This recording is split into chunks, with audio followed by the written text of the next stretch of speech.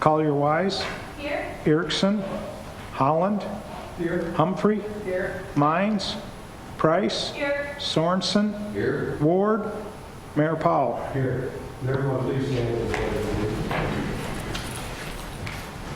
I pledge allegiance to the flag of the United States of America and to the republic for which it stands, one nation, under God, indivisible, with liberty and justice for all. Thank you. Item 3 are the minutes. We have minutes for August 15th regular meeting, August 15th special meeting, and August 29th special meeting.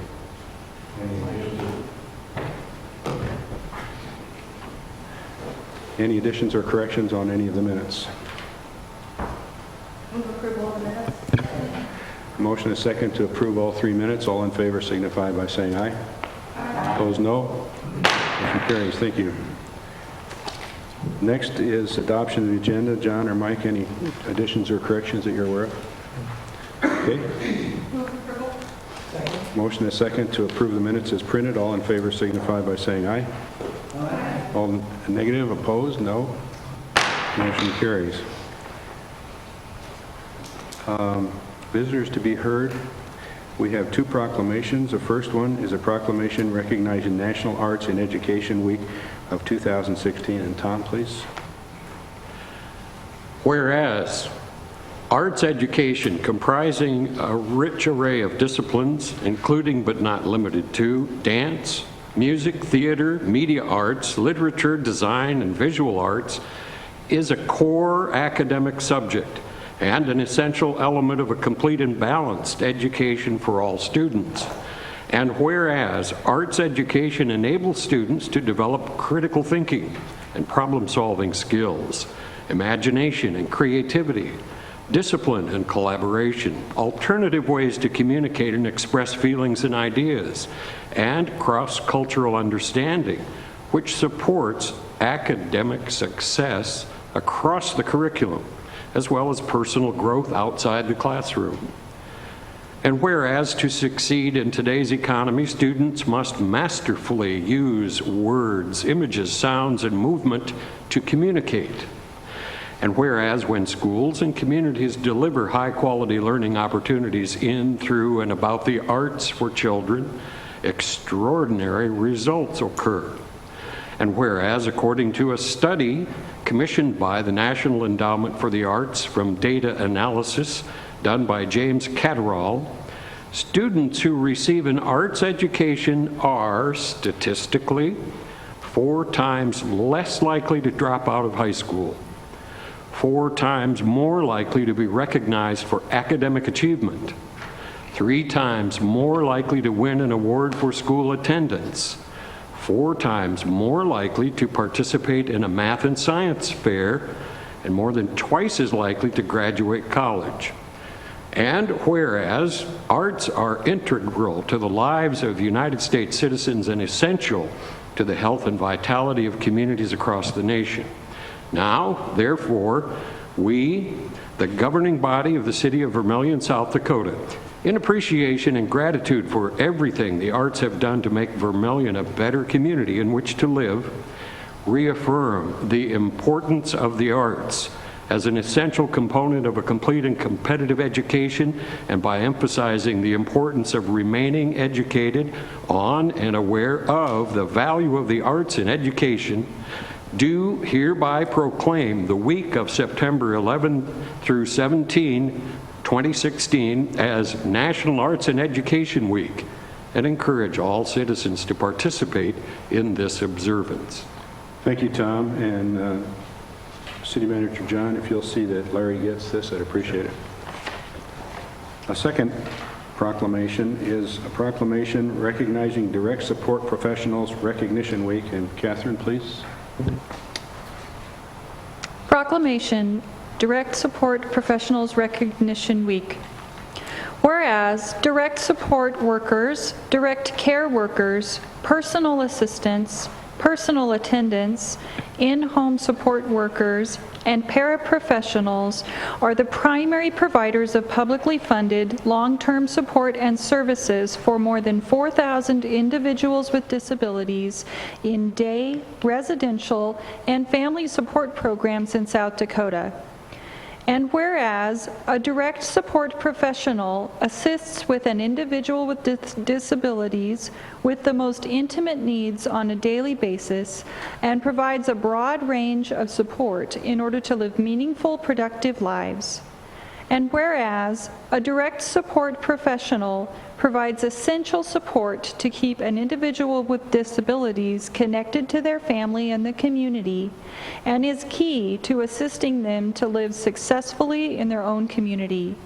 And whereas there are over 3,700 direct support professionals working in the Family Support Program, the 19 community support provider agencies, and the South Dakota Development Center. And whereas SESDAC Incorporated, a community support provider in Vermillion, employs 100 direct support professionals who provide services and supports for 100 people to realize independence and happiness. And whereas it is fitting and proper as citizens to honor the direct support professional workforce for the tremendous difference they make each day in the lives of South Dakotans and Vermillion citizens with varying needs and abilities. Now, therefore, we, the governing body of the City of Vermillion, South Dakota, do hereby proclaim September 11th through 17th, 2016 as Direct Support Professionals Recognition Week in Vermillion, and call upon citizens to observe this week with appropriate programs, activities, and ceremonies in recognition of direct support professionals in their community. Dated at Vermillion, South Dakota, this 6th day of September 2016. Thank you, Catherine. Joe, would you receive the proclamation? I have a handful of our direct support professionals receive proclamations. Wonderful. Thank you all for coming. I think the boss would like to get a picture of you guys holding that, if you wouldn't mind.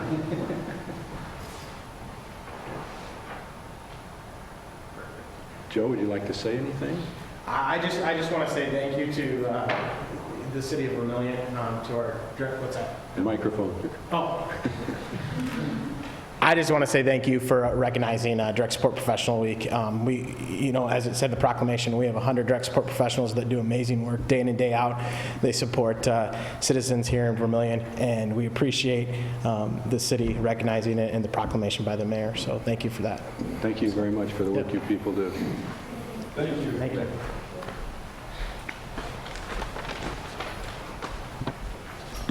Addressing the council.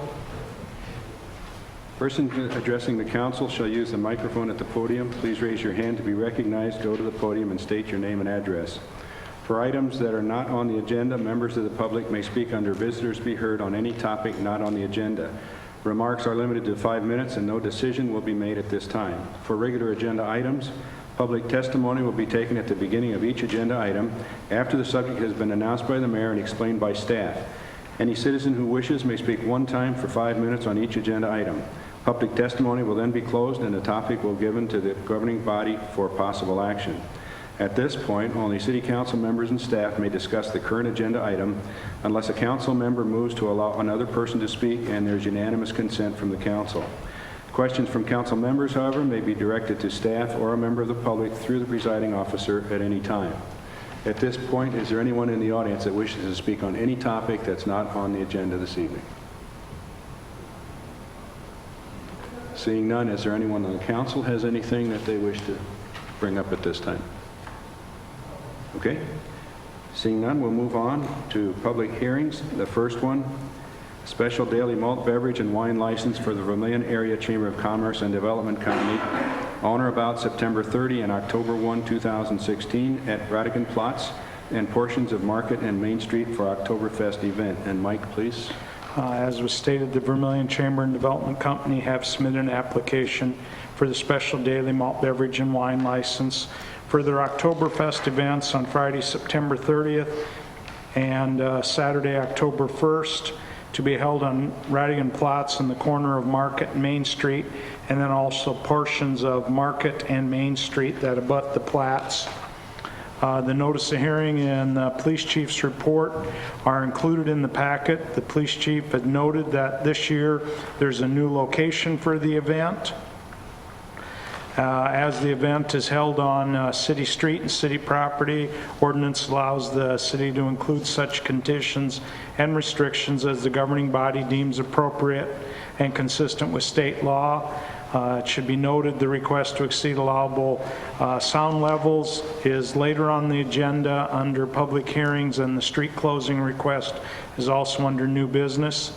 The conditions that have been included on similar applications before require the applicant to identify and utilize the fenced area where alcoholic beverage will be sold and consumed, plan for cleanup, a plan for monitoring the entrance and exits from the fenced area, if there's appropriate restrooms, facilities, and the hours of sales should be limited. The noise permits state the hours will be from 5 to 11, and the street closing is from 4 to 11, so at least having the restriction for consumption between 4 and 11 would have it when they're set up.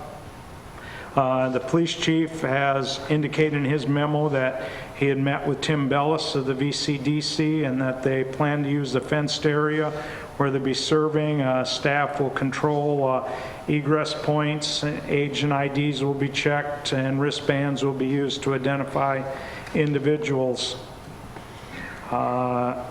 Administration would recommend approval of the special daily malt beverage and wine license as long as the hours are established with maybe the recommendation of 4 p.m. to 11 p.m. each day, unless something is brought up at the public hearing that would require a change, or if there's any conditions or restrictions the City Council would want to put on it. And I think representatives of the VCDC are here to answer any questions. This is a public hearing. Is there anyone in the audience that wishes to speak on this topic at this time? Anyone? Seeing none, turn to the council. Second? A motion and a second to approve. Does this include those points that Mike included? Yes. That's understood? Yes. Okay.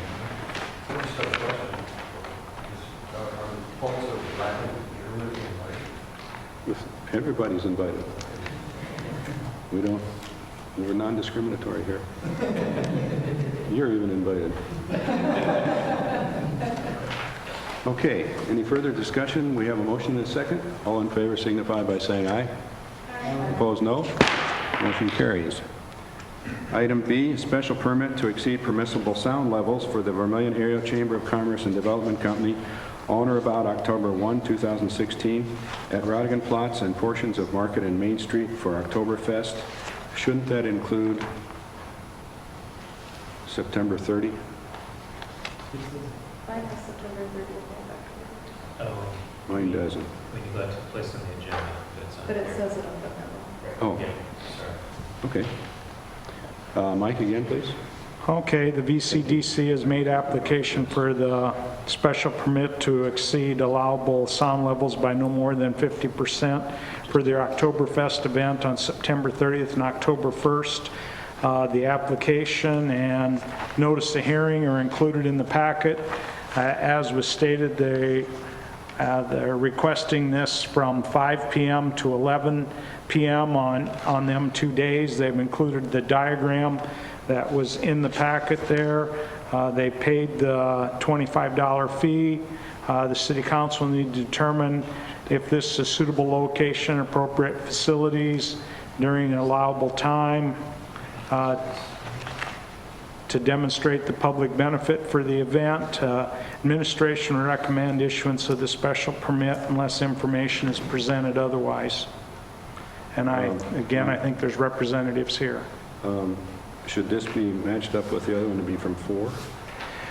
Well, I think they want to get the streets closed, they'll be setting up the stage and stuff, so the bands won't be playing till maybe an hour later. Okay. Anyone in Did the I get audience that wish pretty to? close, Tim? Okay. Is it from 5 then for the noise? Okay. Anyone in the audience have any comments on this? Seeing none, council? Motion is second to approve the special permit. All in favor signify by saying aye. Opposed, no. Motion carries. Thank you. We have no old business, so we'll turn to new business. And item A is the first reading of ordinance 1345, cable franchise agreement with Midco. John, please. Thank you. This has been an ongoing project over the last couple of years. The existing cable franchise that we have from 1999 expired, and in that agreement there was an option for 2 one-year renewals, which were brought forward to the City Council, and the City Council in both instances recommended extending those one-year renewals while the agreement has been worked out. We did have a couple meetings with the Utilities Committee to discuss this, and they did make a recommendation on July 20th to move forward with the agreement, and that was presented to the City Council at your August 1st meeting. And then for the last couple weeks, we've had a draft of the ordinance available on the city's website for people to take a look at. Included in your packet is what's Ordinance 1345, which is a 10-year franchise agreement with Midco. I would note a couple changes from the previous cable franchise agreement to this one. This one provides for 2 what we call PEG, public education governmental channels, which fits what we currently have right now. There's language in there to require annual presentations to the council or community with respect to operations. The same 5% fee that we have right now, that gross revenue language, is carried forward with respect to how that fee is calculated. There's a slight change with respect to new service. It talks about new service that's within 150 feet of existing, or if we have 10 services within a quarter mile with respect to what is the trigger, so to speak, to moving that forward. Just like the previous cable franchise, this cable franchise is not exclusive. So if another cable company wanted to come to the community and offer cable television services, they would just need to enter into a cable franchise agreement or ordinance just like this. And there's language in here which also addresses if that were to take place, the steps that would need to be followed. At this point in time, I would be happy to answer questions, or Dan Nelson with Midco is also here to be able to address any questions that you might have, but we'd recommend approval of the ordinance, or approval of first reading of ordinance 1345. Thank you, John. Are there any in the audience that wish to comment on this ordinance? Please.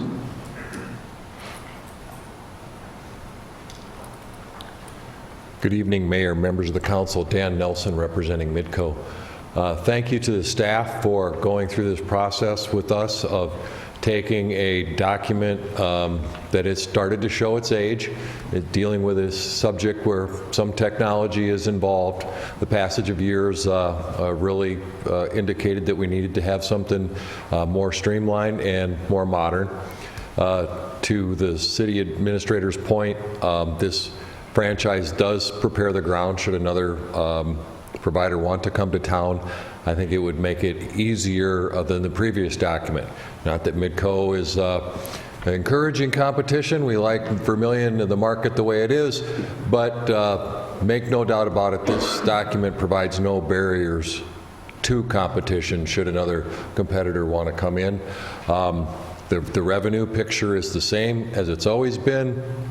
We do have those changes in regard to new residences, or what in the business is called line extension, but we think they're logical, they're in line with what other communities do. And then we also work cooperatively outside the agreement, and I apologize, the name escapes me, but we did work to make sure that your new development is completely accessible today, the provisions of this document notwithstanding. So they really are not an issue in the new development, because we took care of that outside of the requirements of the franchise. But with that, I'd be happy to answer any questions you might have.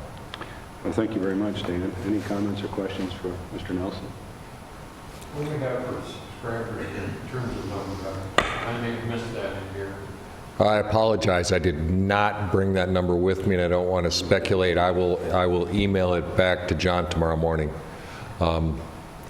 Video subscribers tend to be steady to declining slightly.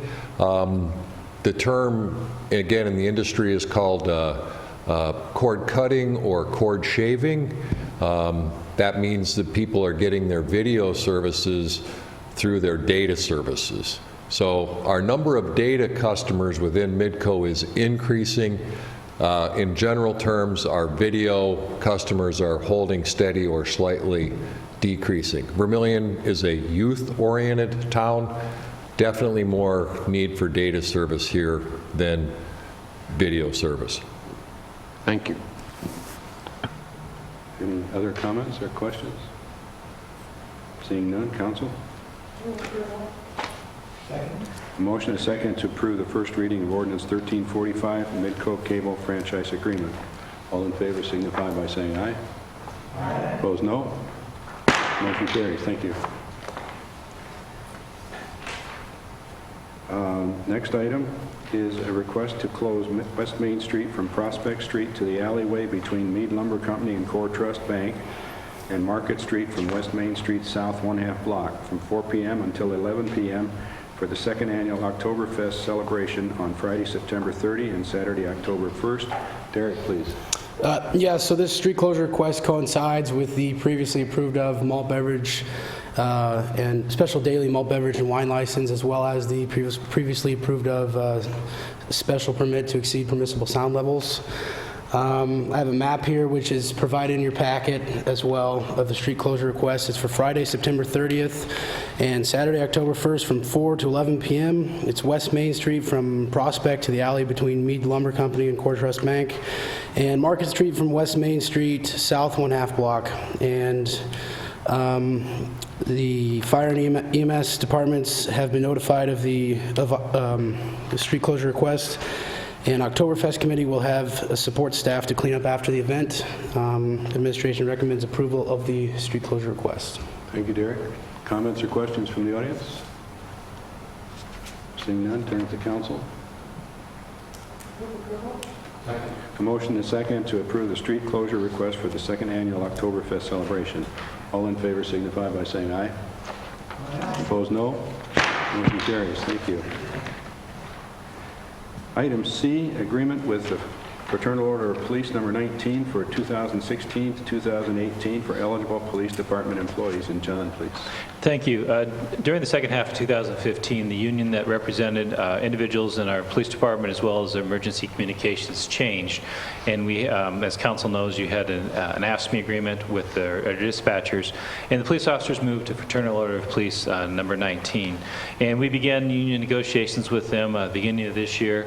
And Labor and Finance Committee, they had a couple different meetings to establish some guidelines to develop the parameters for those union negotiations. And then we did bring to you at your August 15th meeting a recommendation from Labor and Finance Committee to approve the agreement, and then we've been working on finalizing that. And I believe there's still a typo or two, but we'll get those straightened out here in the next 24 hours, and the agreement. But this agreement is similar with respect to some of the overall larger compensation package for our employees. It includes a cost of living adjustment of 2.5% for 2016, 2.25% for 2017, and 2.25% for 2018. It is a 3-year agreement. It also includes a health insurance fee that employees across the organization also experience with the beginning of this year. But there are specific adjustments with respect to the police officers and the executive that are a part of this union agreement. We did want to bring some addition to the starting wage, as we had a relatively low starting wage with respect to police officers in particular, to work on that, and working with our discussions with the union over the 2016 wage as well as our 2017 wage, we're able to bring that up to what we feel is a more comparable level to put us kind of in the middle of the pack instead of at the end of that pack. There are also some specific changes which reflect the movement into the FOP from their previous union. That has to do with an FOP leave bank, and then we did make a change with respect to the annual amount that could be considered for gym membership renewal. We cleaned up some language in the discipline section, and then some language also addressing comp time. So we do believe that we've worked with them to develop a good agreement that administration would recommend approval. Labor and Finance Committee has also recommended approval of this. I do want to thank Officer Cole and some of our local people who served on the committee. They were very good to work with, and they did a very nice job, I think, representing the individuals that are part of that group. And Officer Cole is here in the audience with us this evening. I'd be happy to answer any questions you might have. Thank you, John. Is there anyone in the audience that has a comment or question on this? Officer. Officer John Coleman, the President of the Fraternal Order of Police, Vermillion Police Officers Association. I'd just like to, again, thank the council and thank John Prescott for working with us on this. I have spoken to all the collective bargaining members of our unit, and every one of the officers also support this as well. So just thank you guys. Thank you very much. Anyone else? Council? Move approval. Second. Motion is second to approve the FOP number 19 union agreement for police department employees. All in favor signify by saying aye. Aye. Opposed, no. Motion carries. Thank you. Item D is a review and use of malt beverage markup receipts collected, proposal to use funding during 2017 budget year, and public input on continuation of the wholesale license fee. And John, again, please. Thank you. During the development of what's Ordinance 1325, 5%, which is the 5% markup on the wholesale cost of malt beverages, part of that ordinance that was presented was to include an annual report to the City Council as well as to the community with respect to what this markup has generated, how it has been used, and then how it would be used. And so I do have a chart, and Derek, I might call on you, if you wouldn't mind putting this on the screen for me. Thank you. This is unrehearsed, so I don't know if those numbers will be too readable. But while he's doing that, during the last 6 months of 2015, the 5% markup generated $67,119. In the memo that you received during the first 6 months, it referenced a number. Mike has finished tabulating the August numbers, so I'm going to update that. During the first 8 months of 2016, the actual revenue now is $78,441. And I guess the update for August 2016 is on there as well, fading away. There we go. It's coming back a little bit. So that's, you can see what the change has been when we do have month-to-month comparisons, the top number being 2015, the bottom number being 2016. All this money has gone for the Prentice Park debt service and is proposed to do the same in the 2017 budget that you'll consider here in a couple minutes. I would also note that all the current participating license holders who are subject to this did receive notice of this hearing with respect to the malt beverage markup with their, I believe it was July invoice that was mailed to all of them. And then it's been mentioned several times at previous council meetings so that it could be entered into the minutes and published in the legal notices that way. Be happy to answer any questions. Anyone in the audience wish to comment on this? Seeing none, council?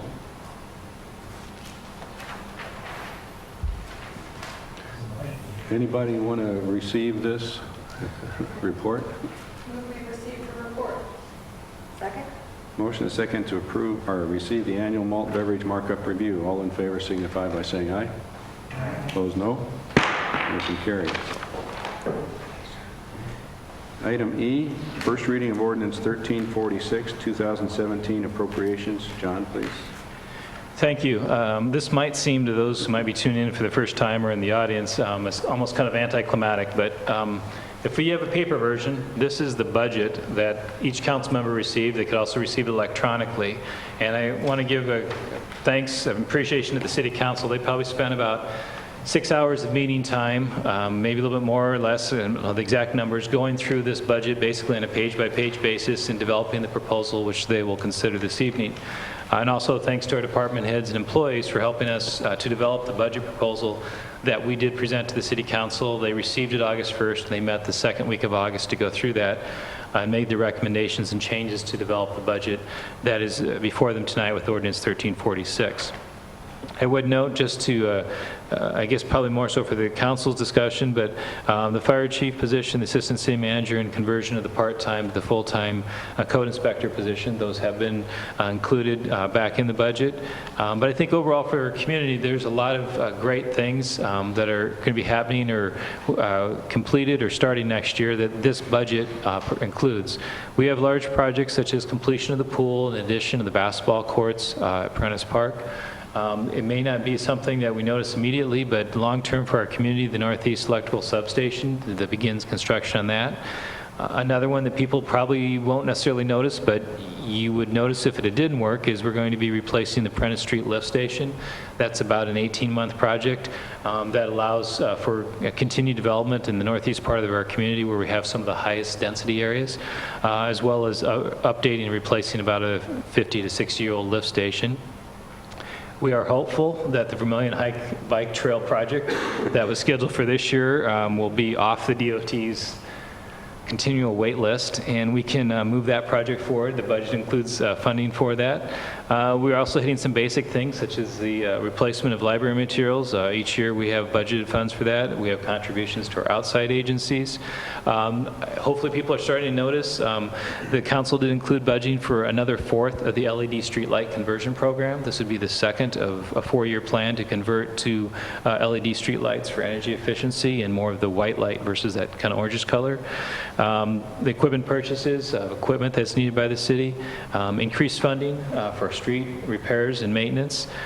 There are included the 2% water and wastewater, as well as an increase in our stormwater utility fund. We'll be looking at the electric rates. We don't have final information on that. We usually don't receive that until late October, but that'll be something the city council will look at. Right now, that number is not included in there. I could probably go on all night, but since the council's already spent a lot of time on this that I'm aware of, yet alone what they spend individually, I'd be happy to answer any questions you might have. Would you mention the Bliss Point recreational equipment? In the Bliss Point Park, hopefully we'll have that within the next 2 weeks, that'll be completed here. Yep. Comments or questions for John? Council? Okay. I may be new as a councilman, but I didn't realize how hard Mike and how hard John and all the department heads work to meet and to put all this stuff together. They do an outstanding job. So I just want to say thank you guys for all of your hard work. Thank you. I think we all agree with that. With that, do you want to move approval? Move to approve. Second. Motion and second to approve the first reading of ordinance number 1346, the 2017 appropriations. All in favor signify by saying aye. Aye. Opposed, no. Motion carries. I'm sorry. Sure. We recently, I saw an article, we recently received another $12,000 that says going to the Bliss Point playground. Is that in this budget, or is that because it's so new we didn't include it? I believe that between the playground equipment and the engineered wood fibers, wood chips, and some of the improvements that we're making around there, I think that accounts for they were anticipating some of that. Our project might be slightly under compared to that because we didn't know what this final amount was going to be. But in budgeting for it, I believe we took what we anticipated ground might be going for and tried to guesstimate that. So there'll probably be some left over. We don't quite know that number yet because we just received it. But the inflow will come in your 2016 budget. So in other words, we're covered for the Project. For the whole project? Yeah, the current project should be fully covered, yes. Thank you. Okay. Item F is the first reading of ordinance 1347, the 2016 revised appropriations. And again, John, please.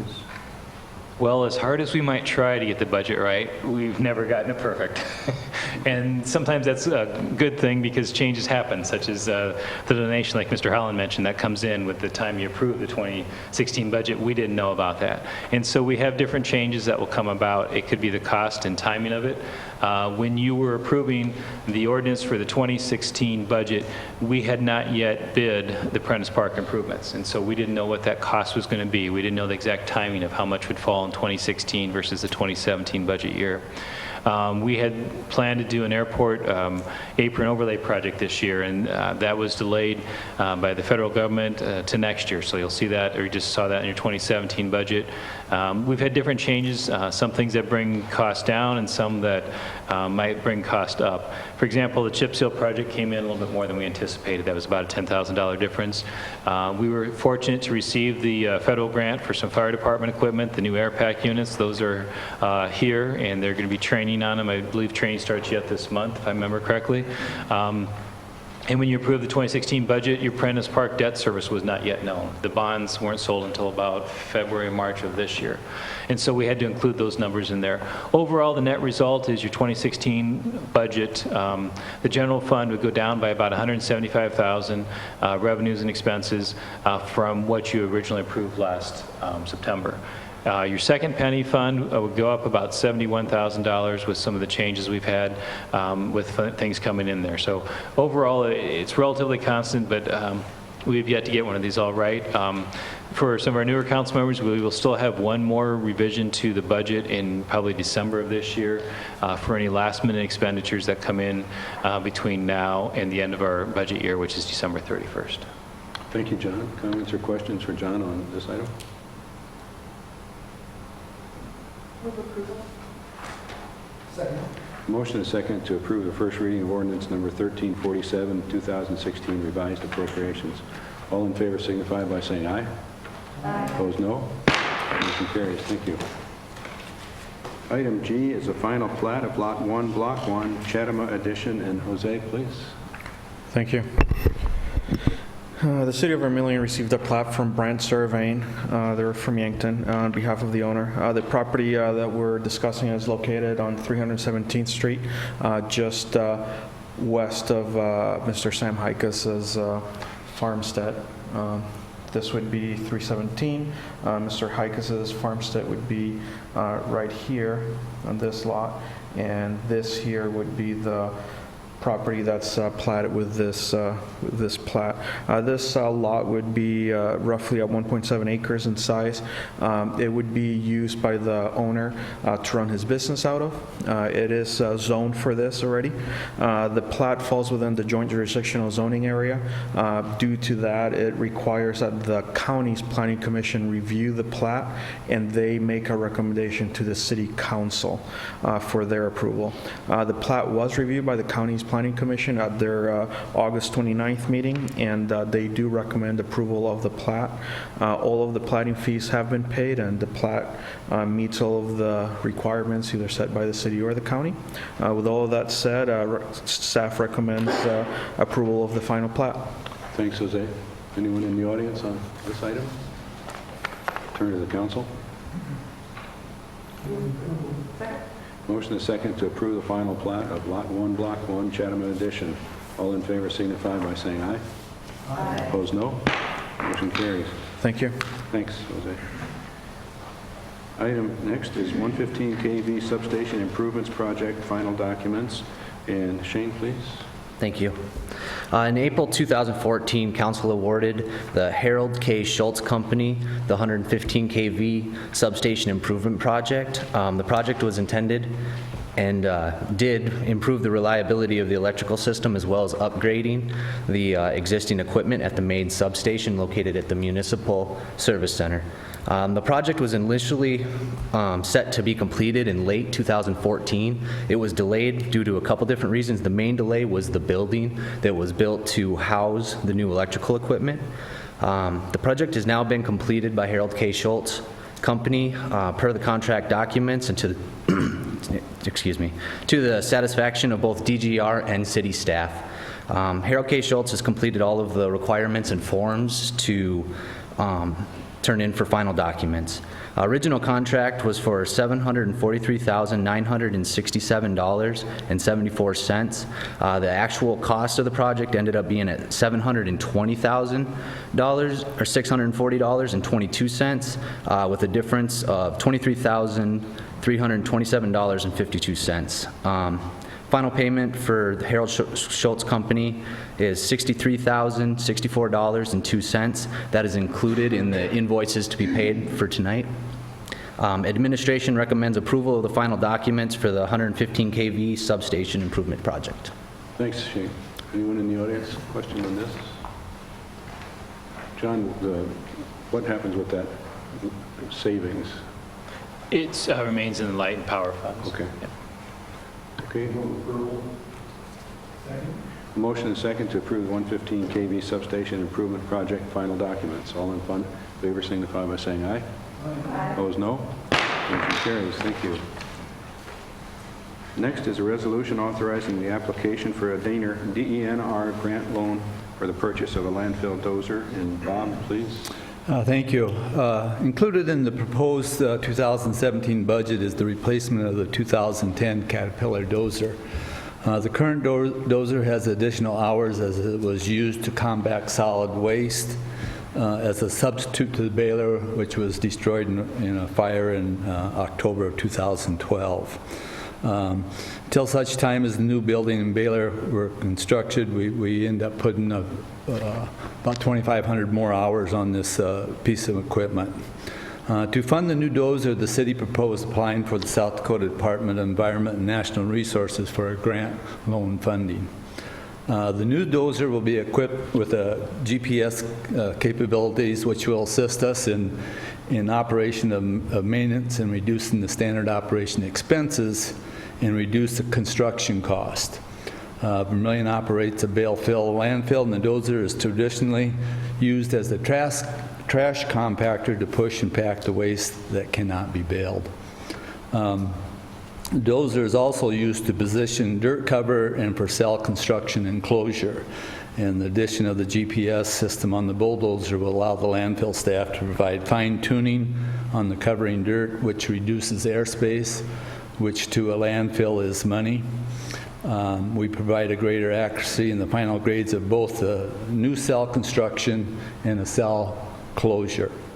The ability to work with city engineering staff and the use of a computer assists the dozer operation for the identification and construction of final grades, and it should reduce the dependency on contract labor. The city is requesting a grant loan of $300,000 at 2.25% over interest over 7 years. The city will use $200,000 of cash reserve to purchase the landfill dozer. The total estimate of the project is around $500,000. Administration recommends approval of the resolution authorizing the application for the Department of Environment and Natural Resources grant loan funding assistance for a new dozer. And I think you have the resolution. So, Mike, when they talk about a grant loan of $300,000, does the government decide how much of that is grant, how much is loan, or is it? That comes from the DENR staff, and I know Bob's been talking to him, trying to get it close to that 90 to 100,000 grant and the rest loan, but the application just asked for one number. They changed it in 2010 when we got this dozer. I think 80,000 was 85,000 was grant. Okay. And we had a 200,000 loan, I think it was. Yes. And we used about 100,000 of our money at that time. Okay. So we're going to try to kind of include in the application our request for grant funding, and Bob's been doing his background work with the DNR staff about the fact that we need some grant help. If we get to pick how much is loan. Wish we could. Comments or questions? Yes. Is there any kind of a timeline we're familiar with when we submit a grant application like this with no guarantee, but how long a turnaround or a decision might take? The application is due October 1st. The staff will look at it, then they'll make their recommendations to the board in January. So January we will know sometime in January what they are going to be giving us. Okay. Thank you. Rich? This is from my own curiosity. How accurate, do you happen to know how accurate the GPS is? Ours is probably within an inch. Does that include altitude? What's that? Does that include altitude? Yep. Elevations and. Do you need a driver? Yeah, you need a driver, but you apply? You don't have to. You don't have to run the blade. Yeah, the blade will automatically adjust to whatever points we put into it. That's amazing. You can go, you can take it through a road, go in one ditch and out the other, and the blade will follow the contour of that road and ditch, and just go right across it. Will we get a demo of that sometime? Yeah, we have it on our old one. Oh, we'll wait for the new. Yeah. Certainly. What types of things cannot be baled? What types of Usually your C&D material, which is your construction material. When they tear down a building, there's some of that material that we don't bale. A lot of times there's some concrete that's mixed up with the metal and the wood, and we don't bale that. Okay, thank you. Other comments or questions? Catherine, we're not ignoring you on this side. Well, council? Motion is second to approve the resolution authorizing the application for a DENR grant loan for the purchase of a landfill dozer. All in favor signify by saying aye. Aye. Opposed, no. Thank you. Thanks, Bob. Item J, permit for consumption but not sale on Friday, September 16, 2016, from 7 p.m. to 9 p.m. for Edith B. Segrist Vermillion Public Library at 18 Church for Books and Brews event. And Mike, please. The library, again, is doing one of their Books and Brews events. They did one in June, July, and August without any incidents, and they're applying for one for September 16th, 2016, from 7 to 9. Would be held behind the library, weather permitting, and if not, would be moved into the Kozak room. State statute provides that the governing body and municipality may permit the consumption but not sale of alcoholic beverages on property owned by the public. Administration would recommend approval of the special permit as requested by the library for their Books and Brews event from 7 to 9 on September 16th, 2016. Thank you, Mike. Anybody in the audience have a comment or question? Seeing none, council? Second. Motion and a second to approve permit for consumption but not sale at the Edith B. Segrist Vermillion Public Library for Books and Brew event. All in favor signify by saying aye. Aye. Opposed? No. I think there were enough ayes to do it.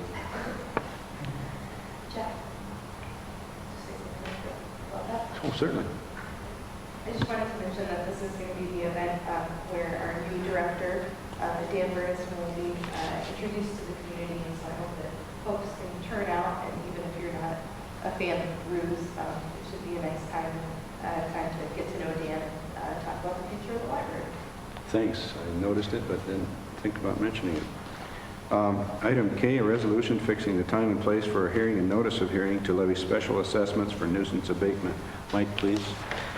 Well, as part of the nuisance abatement process, the city incurs costs of grass and weed tagging, hiring contractors to mow or remove grass weeds, also snow tagging and the removal of snow and the removal of debris from lots within the city. State statute provides that if these costs are not paid, the city council may special assess them as a lien against the property. The special assessment provides that the governing body set a public hearing, notify the property owners of the hearing by both sending notice and publishing notice of the hearing.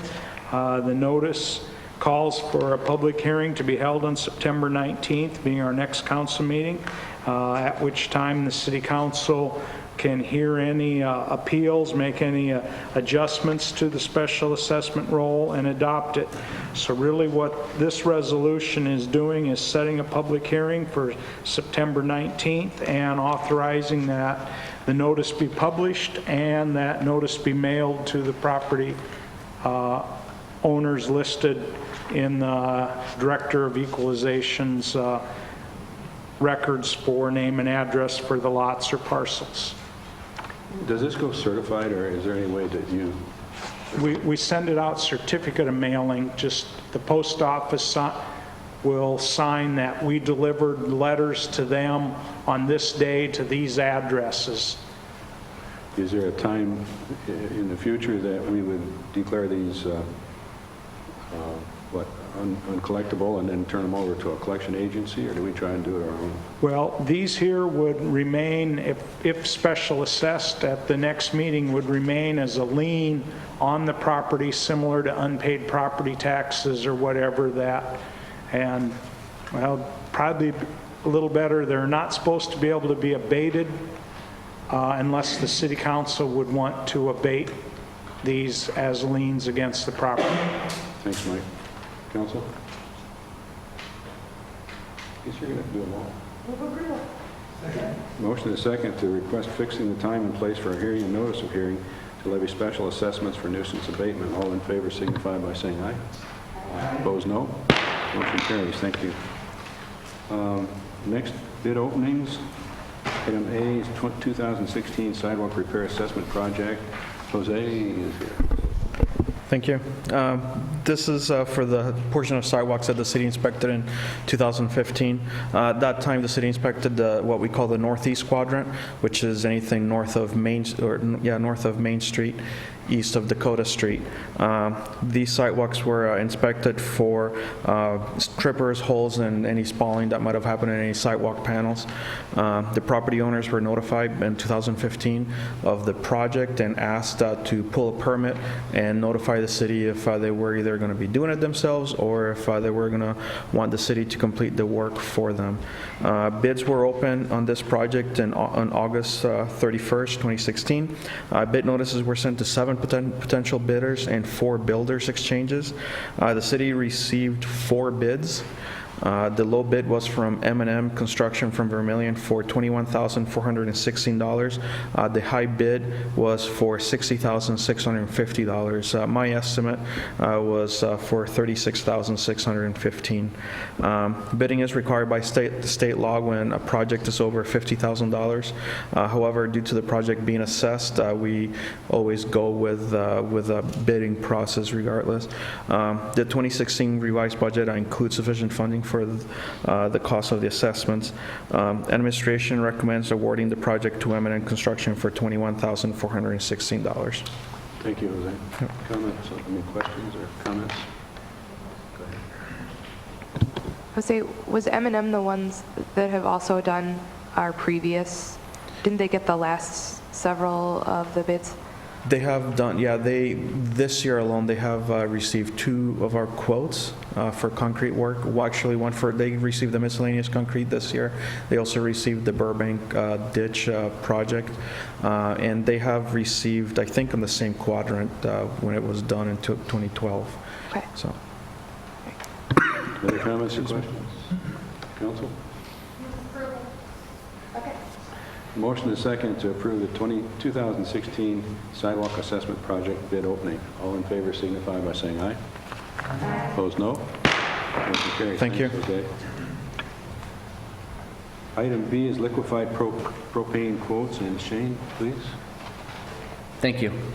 The city annually uses about 17,000 gallons of liquid propane. The majority of that is used at the landfill, with a smaller amount being consumed at the wastewater treatment plant.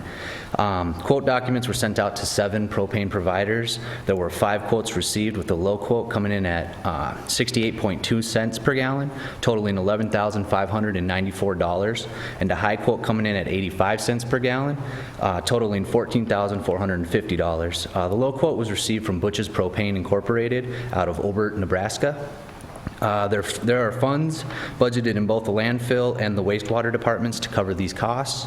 Administration recommends awarding Butch's Propane Incorporated with the contract for 17,000 gallons of liquefied propane at a cost of 68.2 cents per gallon, with a total cost of $11,594.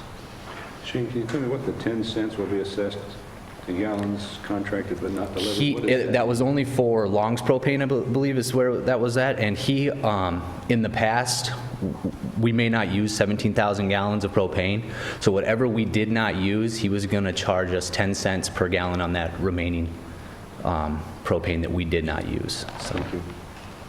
Any questions? I move approval of accepting Butch's propane as recommended. Approval and second. All in favor signify by saying aye. Aye. Opposed, no. Motion carries. Thanks. Thank you.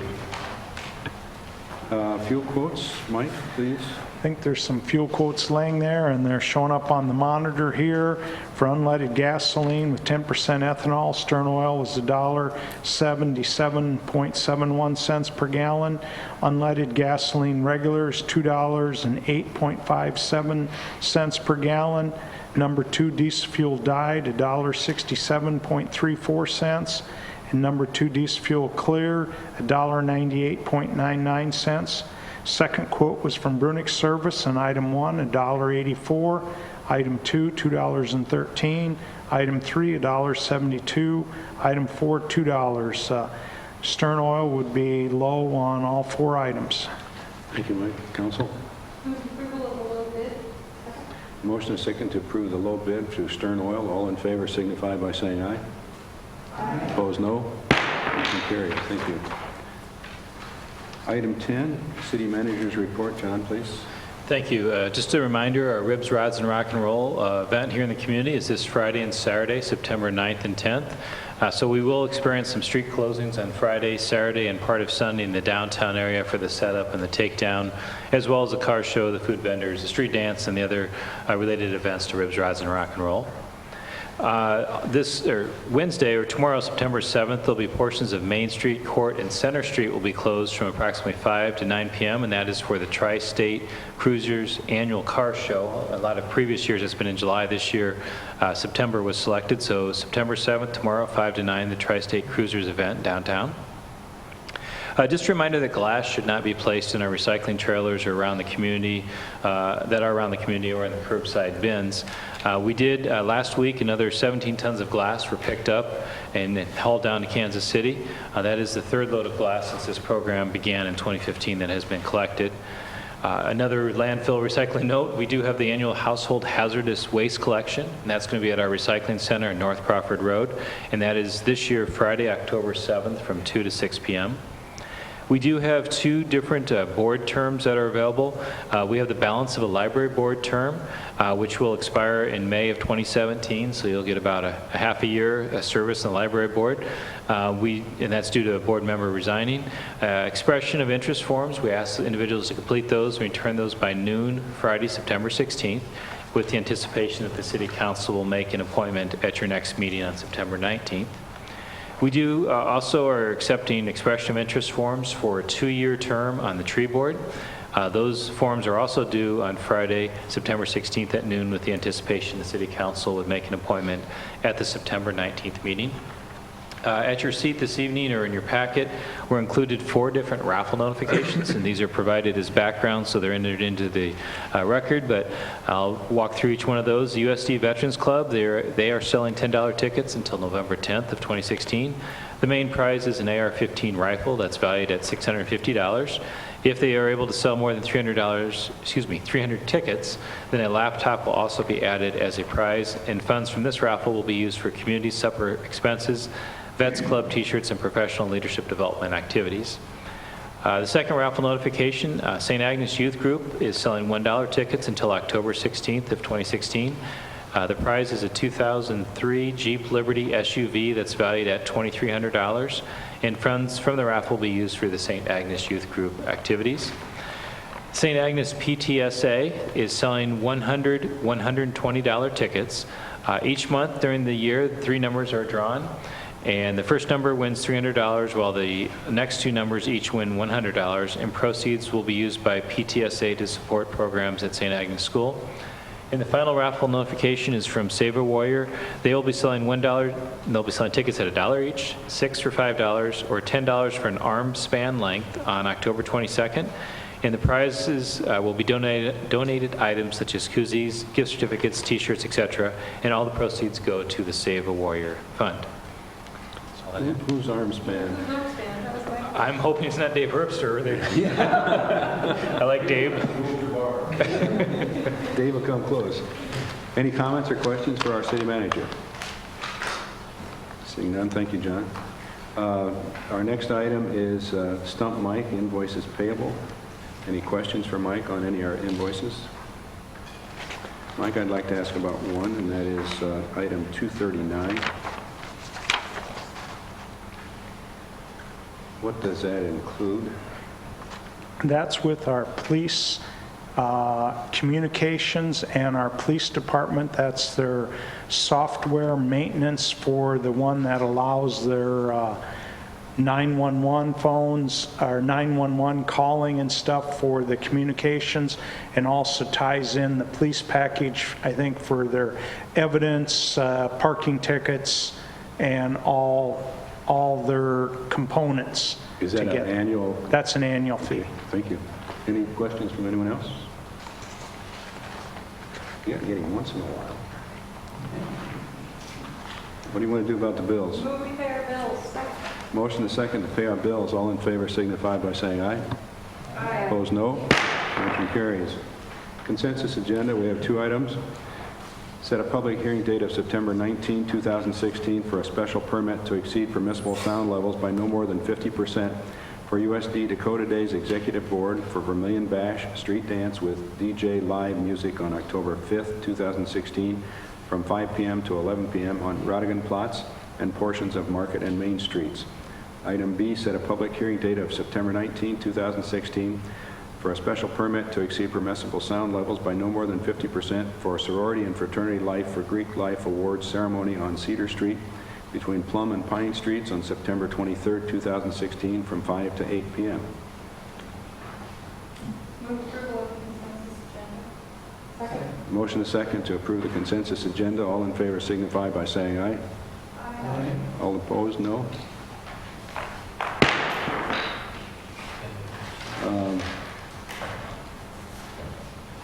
Brian. Steve isn't here.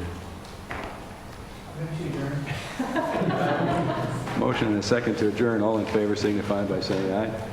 Opposed, no. We're adjourned. Thank you.